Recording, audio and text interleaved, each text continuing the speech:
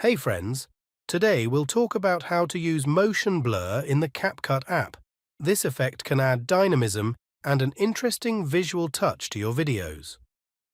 Let's go through the steps to apply it. Open Capcut and create a new project.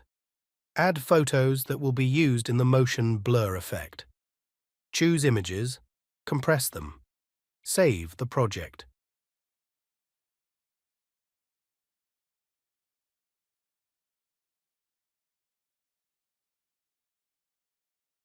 Add a video using the just saved photos.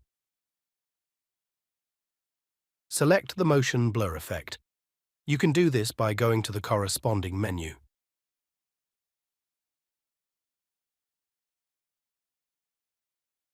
Choose the Once option and highlight the previously uploaded photos.